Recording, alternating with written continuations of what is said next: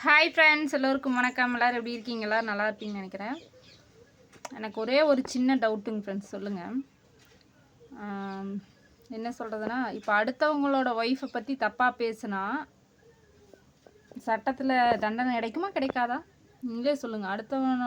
அடுத்தவங்களோட ஒய்ஃபை கொச்சையாக தகாத வார்த்தையை சொல்லி கூப்பிட்றது, கேவலமாக திட்டுறது, இதெல்லாம் பண்ணுனா சட்டத்தில் தண்டனை கிடைக்குமா கிடைக்காதான்னு எனக்கு தெரில.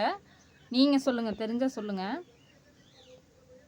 அதான் ஒருத்தன் குறைச்சிக்கிட்டே இருக்கானே, உங்களுக்கு தெரியும்.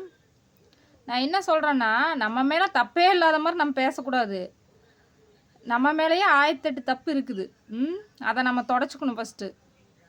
அடுத்தவங்க தப்பு பண்ணுறான்னு நீ டைரெக்டாக போலீஸில் கம்ப்ளைண்ட் பண்ணு, இல்லையா நேரடியாக வந்து கேளு. எனக்கு தெரிஞ்சு தப்பு பண்ணுறவங்க தான் வந்து ஒளிஞ்சொளிஞ்சு இருப்பாங்க, தப்பு பண்ணாதவங்க தான் தைரியமாக வெளியில் வருவாங்க. ஆனால் இங்கே ஆப்போசிட்டாக இருக்குது. இவன் வந்து தப்பு பண்ணல அப்படிங்கிறான், அப்போ தைரியமாக அவன் வெளியே வரலாமே. கேட்டால் எனக்கு தெரியும், என்னால், அதாவது நான் நினச்சிருந்தா அப்படி பண்ணியிருக்கலாம் இப்படி பண்ணியிருக்கலான்னு வாயில் வடை சொல்கிறது வந்து எங்களுக்கும் தெரியும். அந்த வடையெல்லாம் வந்து நிறைய பக்கம் பார்த்தாச்சு. அப்படி பண்ணியிருக்கலாம் இப்படி பண்ணி நீ எப்படி பண்ணுவேன்? எனக்கு ஒன்றும் புரியல. நீ என்ன கடவுளா? இல்லை, எனக்கு ஒன்றுமே விளங்கலை. உன் மேலே தப்பு இல்லைங்கம்மா, நீ வெளியில் வந்து தப்பை வந்து தட்டி கேளு. அப்படி இல்லையா, உன்னால் முடியலையா, உனக்கு திராணி இல்லைன்னா மூடிக்கிட்டு இரு. நீ தப்பையும் தட்டி கேட்க மாட்ட, வெளியில் வந்து ஒரு நாயும் பேச மாட்ட, அப்படியே உள்ளுக்குள்ளுக்கொண்டு அடுத்தவங்களோட ஒய்ஃபை பற்றி தப்பு தப்பாக பேசி வீடியோ போட்டு சம்பாரிச்சு இது என்ன வகையான பொழப்புங்கிறது எனக்கு தெரில. எனக்கு தெரிஞ்சு நான் என்ன நினைக்கிறேன்னா, இந்த மாதிரி ஆளுகளெல்லாம் வந்து நம்ம கண்டுக்கவே கூடாது, அப்படியே விட்டுறணும். ஏன்னா அதுக்கு வந்து இப்படி பேசித்தான் சம்பாரித்து சாப்பிட்ணுன்னு ஒரு முடிவோடு இருக்குது.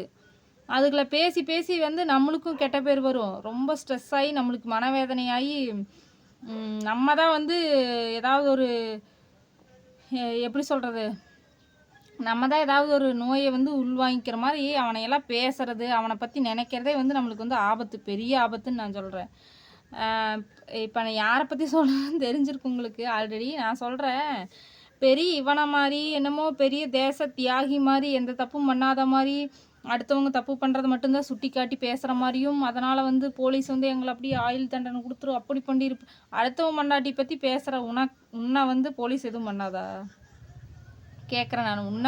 உன்னை பேசுகிற எங்களவே வந்து போலீஸ் தண்டனை கொடுக்கும் அப்படிங்கிறியே, அப்போ வந்து நீ அடுத்தவன் பொண்டாட்டி தேவையில்லாத தரக்குறைவான வார்த்தையை வச்சு டைட்டில் வச்சு போடுறது, தம்ப்லைன் அனுமதியெல்லாம் வைக்கிறது, தேவையில்லாத வீடியோவில் பேசுகிறது, என்னமோ உன் ரூட்டில் வந்து 10 பவுன் 20 பவுன் திருடிட்டு வந்துட்ட மாதிரி திருட்டு பட்டம் கட்டுறது, உங்கள் வீட்டில் வந்து திருடிட்டு வந்துட்ட மாதிரி நீ சொல்கிறையே. நான் என்ன உங்கள் வீட்டில் வந்து திருடிட்டு வந்துட்டேனா அப்படிங்கிறியே, அது மாதிரி என்ன உங்கள் வீட்டில் வந்து திருடிட்டு வந்துட்டாங்களா, இல்லை உன்ற வீட்டில் இருக்கிற அரிசி எடுத்துகிட்டு வந்து சமைச்சு சாப்பிட்டாங்களா?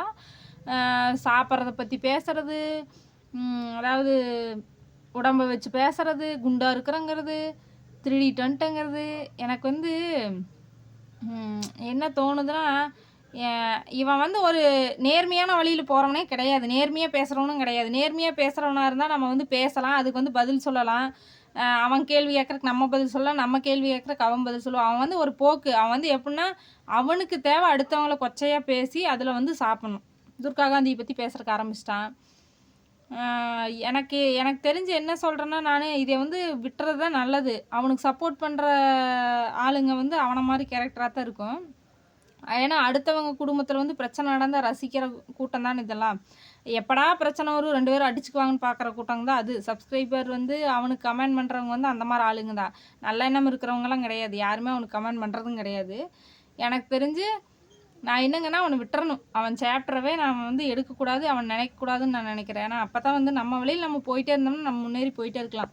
அவனை பற்றி யோசிச்சுட்டு அவனை பற்றி பேசிகிட்டு இருந்தோம்னா நம்மளுக்கு டைம் வேஸ்ட்டு, அவனுக்கு இன்னும் கொஞ்சம் பெட்டராக தான் வியூஸ் போகும். அதனால் வந்து அதெல்லாம் தேவையில்லாமல் விட்டுறலான்னு நான் நினைக்கிறேன்.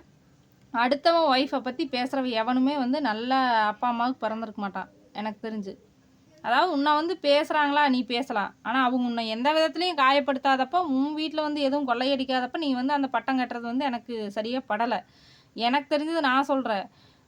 எப்போவுமே வந்து நம்ம வந்து அடுத்தவங்கள காயப்படுத்தி துன்பப்படுத்தி அதில் வந்து சம்பாதிச்சு சாப்பிட்ணுங்கிறது கிடையாது. நீ வந்து சொல்கிறையே அடுத்தவங்கள வந்து மருந்து விற்று இந்த மாதிரி பிரச்சனை ஆயிடுச்சு, அதுக்கு வந்து பதில் சொல்கிறதில்ல அப்படி இப்படின்னு நீ சொல்கிற. அப்போ நீ பேசுகிறனால அவங்களுக்கு மன உளைச்சலாகி என்னென்ன நடக்குது, அதுக்கு யாரை வந்து பதில் சொல்லுவாங்க நான் கேட்குறேன். நீ அவங்கள தரக்குறைவாக பேசுகிற, மன உளைச்சலுக்கு ஆளாகி அந்த பொண்ணு வந்து உன்னை கம்ப்ளைண்ட் பண்ணி அதுக்கு ஏதாவதுன்னா நீ வந்து பதில் சொல்லிடுவியான்னு நான் கேட்குறேன். எனக்கு தெரிஞ்சு நீ நேர்மையாக பேசுகிற கரெக்டானவனா, நீ முன்னாடி வந்து அவங்க எப்படி தைரியமாக வர்றாங்க அது மாதிரி வந்து நேருக்கு நேர் பேசு.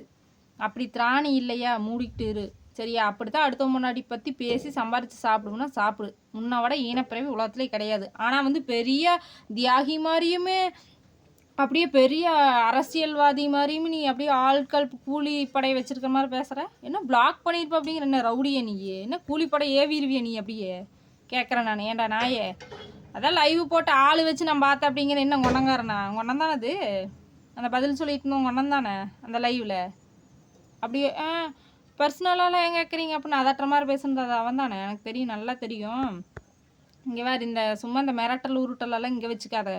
நாங்களாவது நேரடியாக தைரியமாக நேரடியாக அங்கே வந்து தான் பேசியிருக்கிறாங்க, திட்டியிருக்கிறாங்க. இன்னும் ஊருக்கே வந்து தான் தைரியமாக லைவ் போட்டிருக்கிறாங்க. உனக்கு அந்த திராணி வந்து கிடையாது. நீ வாயில் மட்டும்தான் கடைசி வரைக்கும் பேசுவேன்.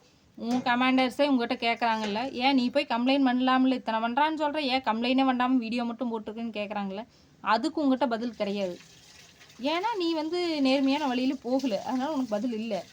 அதுக்கும் பதில் கொடுத்துட்டீங்கன்னா அதுக்கப்புறம் இவங்களை பற்றி பேசலைன்னா நம்மளுக்கு வியூஸ் பார்க்காது, காசு வராது. அதனால் வந்து அதை நீ பண்ண மாட்டேன், கடைசி வரைக்கும் பண்ண மாட்டேன். நீ பேசிக்கிட்டே தான் இருப்ப.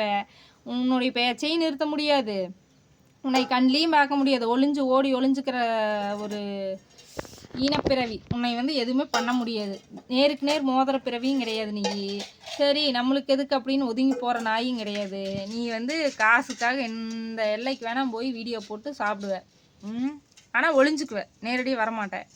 வந்தீங்கன்னா மூஞ்சி கிஞ்சில் பஞ்சர் வண்டிடுவான்னு வரமாட்டேன்.